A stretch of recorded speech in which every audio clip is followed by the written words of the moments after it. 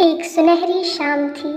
जंगल के हर पेड़ की पत्तियां ऐसे चमक रही थी जैसे आग की लपटें हों। उस रहस्यमय जंगल की पगडंडी पर चल रही थी एक तेज और बहादुर लड़की, शुचि। अचानक उसकी नज़र जमीन पर पड़े एक चमकते पंख पर पड़ी। ये कोई मामूली पंख नहीं था, ये जलता हुआ, धड़कता हुआ एम्बर बर्ड का पंख था। पंख को हाथ में लेते ही जैसे शुचि ने ऊपर देखा, एक धधकती परछाई आसमान में उड़ती नजर आई। वो था एम्बर बर्ड। उसकी परछाई से ही हवा गर्म हो उठी, पेड़ कांप उठे। शुचि की आंखों में चौंकने और रोमांच का तूफान उमड़ पड़ा।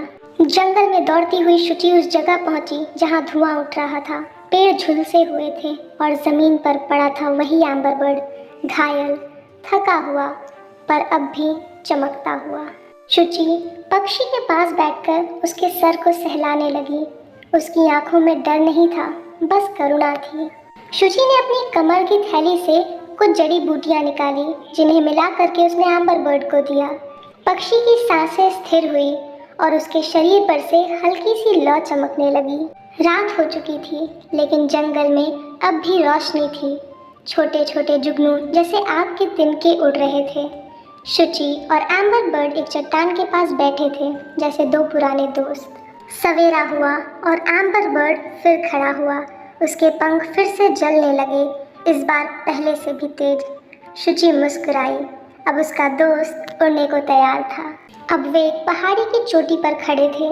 दूर बादलों के बीच हवा में तैरते चट्टानों के ऊपर नील चोटी थी, एम्बर बर्ड का असली घर। शुचि ने उंगली से उसकी ओर इशारा किया। यात्रा भी बाकी है। शुचि एक ग्लाइडर पर सवार थी जो खुद अग्नि से बना हुआ था।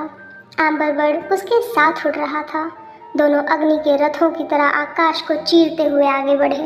एक चट्टान पर था एम्बर बर्ड का घोंसला, सुनहरा, चमकता हुआ।